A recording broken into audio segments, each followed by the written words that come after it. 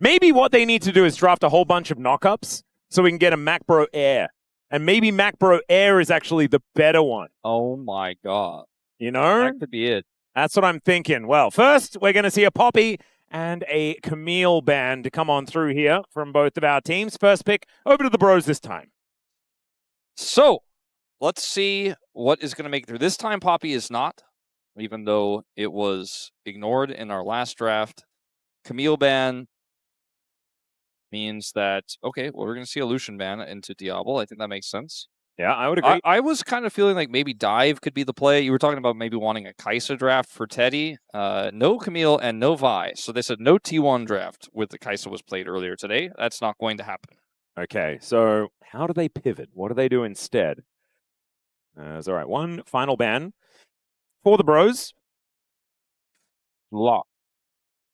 Okay, so we are angling for an Orianna. Is what I'm starting to figure out with the lock bans. Maybe angling to ban Orianna. Aha! So does that leave us with the first pick Jace? Does it leave us the first pick? Okay, they're going to pick Orianna up. All right, Brad going to be taken away. And Romariana. Or Romer. Orianna. I imagine that's where Romer's going to go. Might instead do something completely different. What if they slammed Taric? They're going all the way down to the very end. Yeah, it's Orianna. It is going to be Orianna, but the enemy team will have Ryze and Pantheon. I imagine they were really considering the Taric, though. It definitely came across their mind, I would say, yeah. Yeah, I imagine. Nocturne does need to be picked away, so it doesn't get to be Ryze Pantheon, but Nocturne Ryze might be okay. I did forget that Nocturne was up, so they're going to take a different direction. Gargoyle delivery. Kind of love this. And Nocturne did need to be denied, so just play it alongside the Galio. They need to deny a Lulu pick here ASAP. It needs to be Yunara Lulu. I don't think there's anything else that they're allowed to pick here, or it's going to be Lulu on 3. And I could ban away Yunara if you want, but it's still a Lulu draft. You got to go Yunara Lulu here. Well, I actually kind of think that Nongshim have a pretty good Kai'Sa draft, which is kind of crazy, right? Like, that's true. You get the Nocturne to get in there, the Galio, like, sets up all the knockups, and then you can have a field day as the Kai'Sa. Like, everyone sort of having globals, can join fights. That'd be kind of fun. I don't know why I got Kai'Sa on the brain, but we also know that Diable is very, very comfortable picking up that champ. He's talking a lot. I don't think there's any world where they just pick Caitlyn here, right? I think they go a top lane pick 1000%, and it is going to be the Olaf to come through. So now you protect your Yunara Lulu lane if you are HANJIN BRION, and for Nongshim RedForce, try to target GIDEON or protect Olaf. Those are the two options. I'd rather see protect Olaf. So maybe a Kled. Yep, I think a Kled ban would make a lot of sense. So Jax first, I suppose. It is actually easier to punish Kled when you have double globals with the Nocturne and the Galio, so maybe they'll let the Kled through this time around. I think any range champion is a good ban here, or any range support is a good ban here for HANJIN BRION, but they are more scared of the Nautilus. Yeah, I think Nautilus is also a decent option. Lehends loves to play it, and hard engage into the Yunara Lulu is often what we see teams go for, even if it isn't the best in the lane. The other pick I thought about was Blitzcrank, but I don't think it really works with what Nongshim's comp is right now. Oh, I kind of love it, though. Yeah, you're right. I feel like Blitzcrank is pulling the enemies to you when the rest of your team are running at the enemies. Exactly. And so then Blitzcrank's just hanging out by himself with someone. I wonder what Cassie is going to play, because they leave open the Vayne, they leave open the Kled, and ban the Ambessa here. Cassie seemed pretty surprised by that, as this will be the final ban here for HANJIN BRION. Going to ban the Shen, so it's banning Engage here, and there's no Bard. The only real winning supports are like Karma, which you don't have the Ezreal for, or Seraphine, which I don't know if it necessarily makes sense in this draft. It could work with the Olaf and the Galio, actually. See if they want to play it. Even an Ashe Seraphine would be kind of interesting. What about with the arrow? Kalista Renata also could be pretty good here.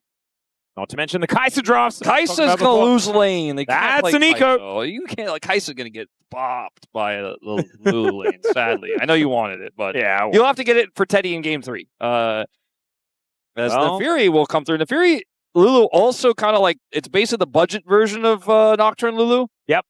See it all the time. The ulti into the wild growth has been pretty powerful. Not to mention, you also have a shockwave. I actually think that Naafiri is kind of an awesome enabler here in this composition. Yeah. The problem is, the way this Nongshim draft kind of wants to function is, I just don't feel like it's going to be punished that hard by something like that. Yeah, it kind of counters that type of engage. You need to play slow if you're HANJIN BRION and eventually let the Yunara get through those health bars. That's a Draven. Draven top would be very fun. That would be very funny as well. But I guess he's just going to play Vayne, which was one of the two options left between the Vayne and the Kled. Draven. Kingen is not impressed. He saw it coming a mile away. And it's going to be Corki, Neeko. We've seen this 1,000 times, and it works pretty good. It's a pretty good response here. It's one of the range supports I didn't mention, because I kind of forgot about Neeko. It's popping back up a little bit. Peter's playing it a lot, which is a favorite of his. There is no frontline on the Bros. Yeah, the Bros have the front line of, I pressed R on my Lulu onto a person, and they sort of... Yeah, Lulu does turn anyone into kind of a frontline, I guess. So if you engage with the Naafiri, and she gets wild growth, she drops a shockwave into the enemy team, and then Yunara and Vayne clean up, it kind of works. I think this is a much better draft for Bro than their Game 1 draft. A much better draft for them than what Nongshim have put together. I don't think I can very confidently say, but I think it's a lot closer this time around. Yeah, the last one was a bit of a disaster, let's be honest. I also have Digon in chat saying, let's go Nongshim. 2-0 Nongshim, let's go. I don't know why he's doing that. We're supposed to be a little bit unbiased here. Do you think that the Bros are going to come and take his jersey away? Because I think that's probably the right thing to do. I already notified them about what's going on. Yeah, okay. And because Dion always leaves his jerseys on the floor in the space, they know just where to find them.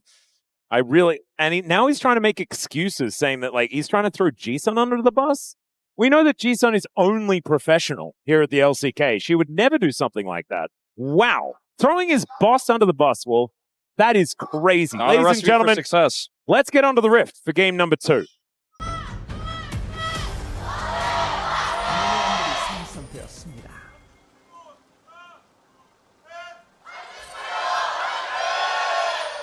All right. He also just wrote in the chat, W hat. What do you think he means by that?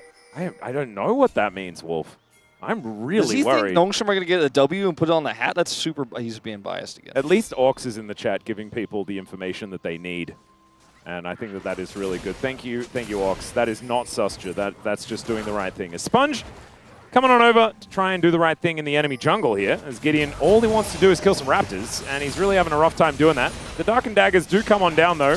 I just don't know whether you win a fight at level 1 into this Nocturne, who does get another Duskbringer. Yeah, the passive is pretty strong for the Nocturne, so especially because he spins and the doggos don't like it. They also get involved, so he is just going to send the Naafiri to the Wolf Camp, which is kind of like we're somewhat related to their family tree, I guess, in terms of how Darken dogs work. Hey, Wolf. Yeah. How do you feel about the Raptor Naafiri skin? Where you don't, it's not actually a skin. It's literally just Naafiri is the Raptor camp. That's cool. I like that. I kind of want it to happen. I feel like, it's a relatively cheap skin to make. Yeah, they already have the resources. You just need to somehow, you don't even need to animate it. Maybe if it's just jank, right? And there's just like random things that come out, and then he goes like a little bit like the opacity, turn the opacity down when you press W. That's cool. And you just kind of like teleport a distance when you're doing the jump. Yeah. Oh, I want it so bad, man. It'd be so good. Scout's taking a lot of damage. Roma with the Clockwork Wind-Up, actually doing a fair bit of damage with these autos. Level 3. That was an aggressive trade. Definitely say that. Kingen's looking for the all-in here, low health, and he likes it. Yeah, Casting got lit on fire, but now Kingen has to flash. Does have, he's just dead.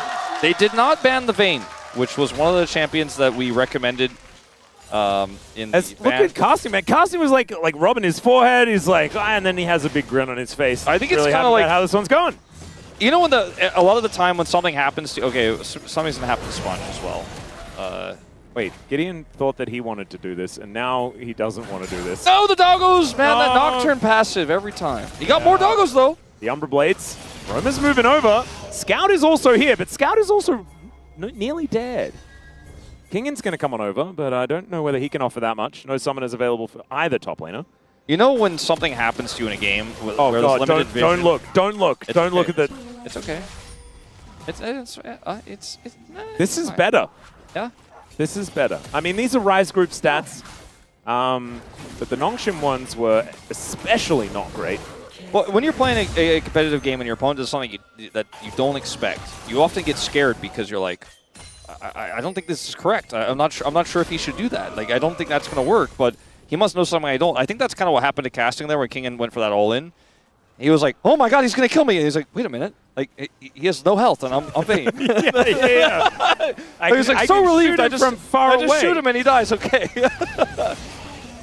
All right, Roma, only level 4, no Shockwave, but Sponge still has to flash to get out of the way. The Dark Dagger just barely without the range, but now Scout's the one in trouble. Dissonance comes down, Gideon avoids the Justice Punch. Kingen's dead again, and I don't really understand why, but there it is. I mean, the wave was going to eventually push back. Kingen could have tried to lose some CS there. I mean, he's already down 10 farm. Wolf, this is the power of early bro tax. This is why you pay it before the draft. Otherwise, game 1 happens. I remember a very recent game where Rich did blind Gnar with Tristana available, and he died 4 times. We're on the way to a game like that. As he gets hit into the wall as well. He's operating on the brush, but there's a ward in it. Yeah. Yeah, this is... I just don't know... So Kingen, like, he had to walk into melee range with the Olaf, but it didn't matter at all. Yeah, the Vayne just pushes him away and does a ton of damage there. Then he just kind of has more damage throughput and had a level advantage as well. I mean, yeah. The problem is that's the last time that Kingen's allowed to do that, because now he just loses every single time. And so this lane has become basically impossible. He at least does have the soldier build, where he has, you know, some clothes and a sword and some shoes. He's ready to go on an adventure. I've never heard that term before, but I love that. Yeah, if you have a Doran shield as well, like back in the day when you could build both, it was a lot of fun. That's so good. Now you could have a helm. All right, as Teddy. Lehends going for the flash play, but Teddy just flashes in response. Namgung with the heal. Lehends also throws his down. So Diable now does have flash advantage. I think we have ignored one very simple fact of this early game. What's that? Tempo vibes for bro. Yeah. It's all casting. The Olaf isn't working out. You know, they're in a good spot in this game. I mean, it's not even tempo vibes. They're just factually actually in a pretty heavy lead. But the fact that Kingen is now tried twice and failed, and looks like he might even be considering a third time with the way the wave is looking there on the top side. The fact that Teddy survives down here, I'm getting some vibes. I feel like maybe some tax has been paid. Yeah. That being said, the last couple of trades in the bottom lane were not looking phenomenal, as Roma is now also under fire. But Sponge decides not to pull the trigger. Doesn't have quite have paranoia just yet, as Teddy just wants to go home and make that health bar not empty. Casting has a phage, and he wants to put it to use, so Kingen's going to just prevent that and go get Honey Fruit. This is his top lane experience. You know, he's frozen, his wave is frozen, but at least he can heal up and try to go for one more minion.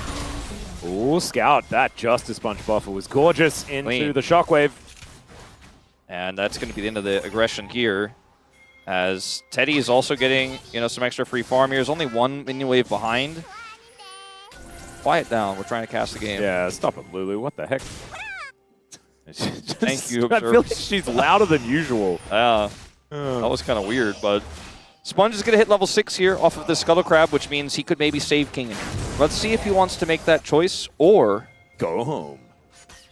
Yeah, I think he's just going to go home. Yeah, it looks like the go home strategy this time around. The first time I played a game of League of Legends with Chronicler, he said never gank a losing lane after he was topside, and I was like 0-1, and the wave was in a bad place, and I was like, can you help me? And he said never gank a losing lane. That stuck with me. I'll never forget that. I don't even remember what champion I was playing, but I was losing. Yeah. Not gank for me. He's just mean, isn't he, really? Yeah. So I guess Sponge is kind of just making a tactical choice in this case. I see why you're talking about Chronicler doing a mean thing, because you know he's not watching a bro game. No, I know. Because he's a known bro anti. Known bro anti. It's still with you. Like D-Gon. Yeah, yeah. Wait a second. He's here! I know. You didn't get away with it. You thought you could get away with it. He is here. Sorry, Mal. Well, we're not really all that sorry. It is good advice. He's probably like putting in the exact information. He's like, actually, you were 0-3. Yeah. As we have a grub fight now, and I mean, the rest of the team is rotating up. Gideon's going to have to use his escape. Yeah, Scout actually just going to channel that taunt. Gideon is able to get out of the way of it, but it looks like it's just one grub over to the bros. Sponge will finish them off. Smite. A little early, but it doesn't matter. And Casting having a pretty good time here in this lane. Kingen, bit miserable. It's really awkward for HANJIN BRION to start fights if they don't have the Naafiri in position with a wild growth. Otherwise, you're kind of like, maybe I shockwave the zone, but we don't necessarily have any follow-up yet in this game. So they decided to just walk away. They need a little bit more time for this Vayne to, even though she's really ahead right now, she's still not able to just hard carry a team fight. So it's going to be a little bit of a slow bro and brew, as it often is. In fact, that's kind of the thing that they do. Yeah, this is what they're known for. It is relatively normal. However, I still think that their composition is really hard to play out. I do think that having a little bit more of an advantage as we get towards the mid-game is going to be important as Roma speeds himself up, but the Justice Punch does still come in. Lehends with a Pop Blossom in the air. Still, they get the flash out of Roma, and that is going to make it feel worth it. Yeah, no, absolutely. If he doesn't flash there, he is 1,000% dead.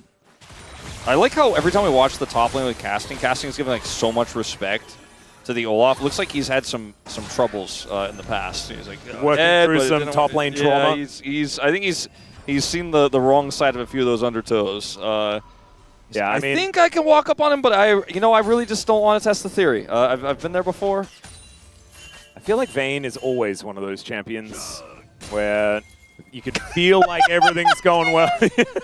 Bro! That's the experience. He's like, I'm backing, and he's like, hold on. I've undertow that cannon. And he's like, anyways, I'm out of here. I'm losing this lane. He's like, Sponge, are you going to help me? And Sponge is just like, didn't you hear what Chronicler said?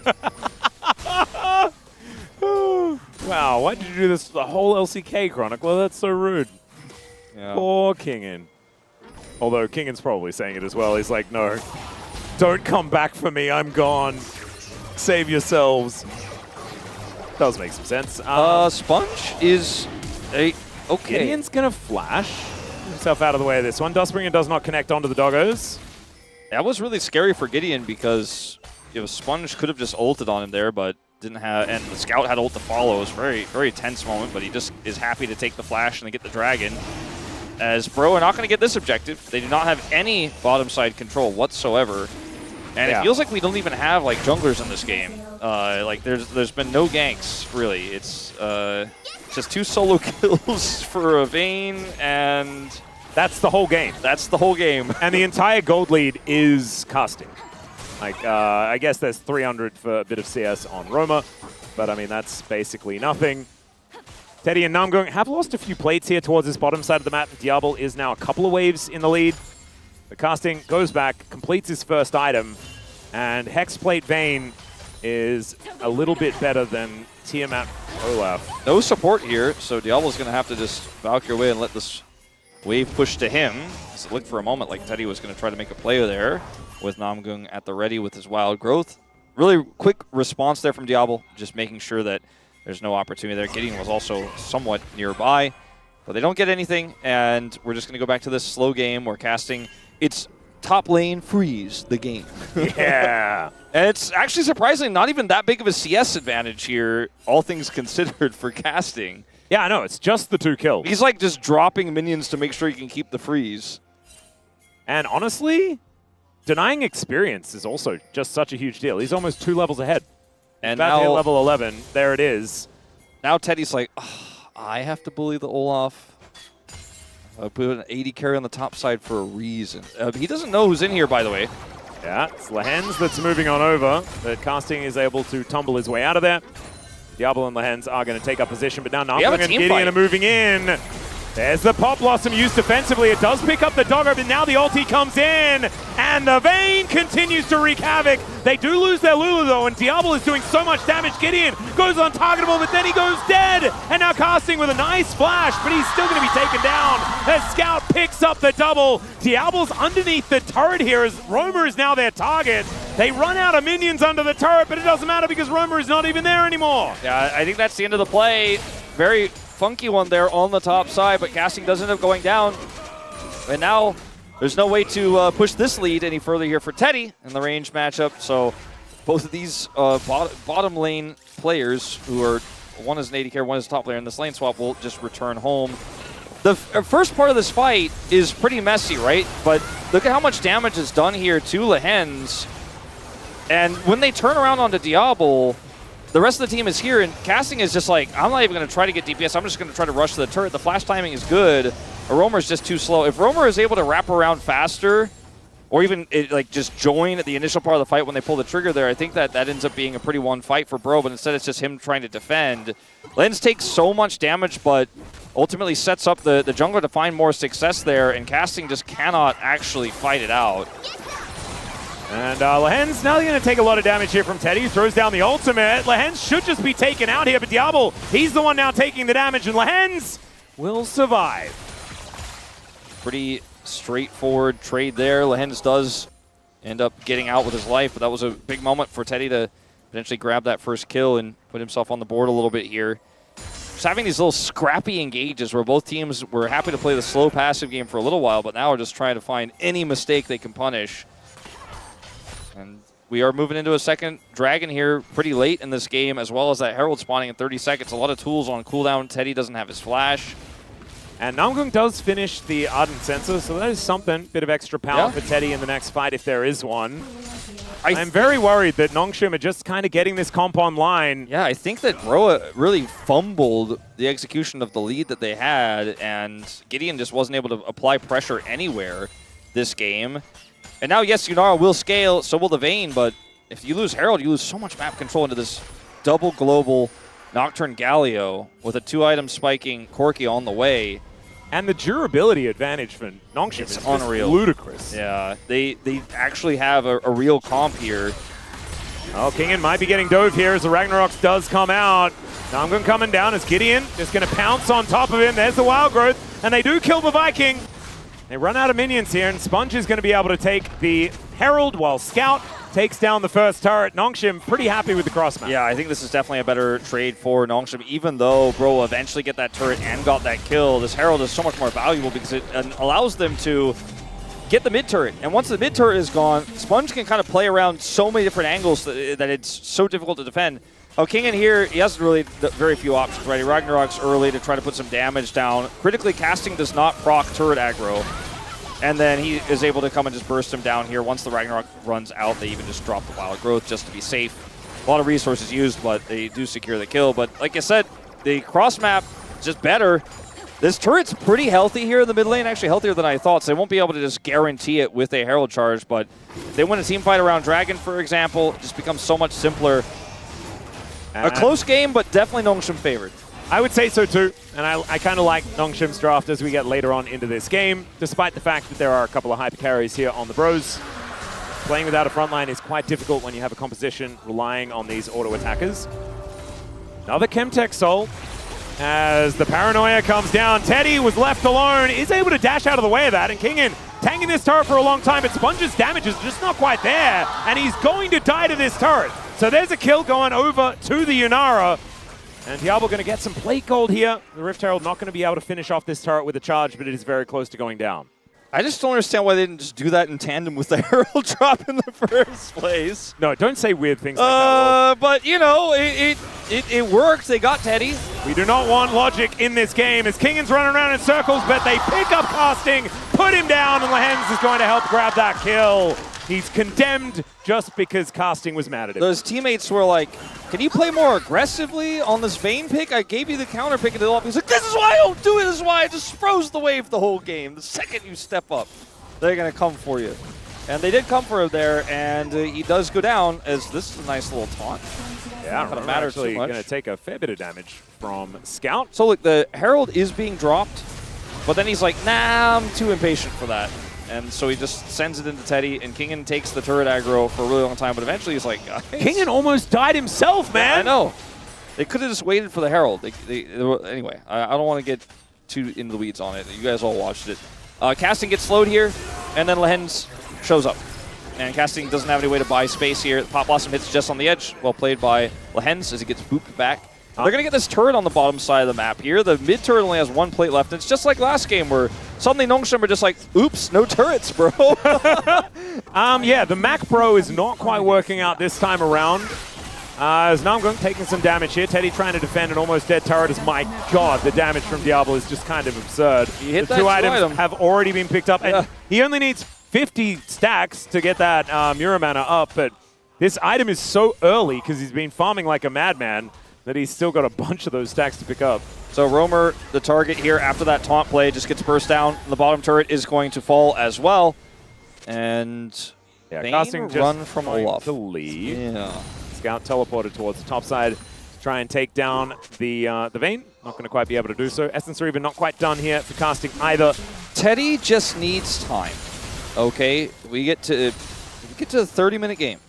He's going to have the magic, right? Trust me. He might even come online earlier than that if Nocturne make a mistake. You know, bro fans, do not despair. Yeah. Don't let Digon tell you it's Brover. It ain't Brover while I'm breathing or something like that. Yes, exactly. That's the exact quote. Yeah.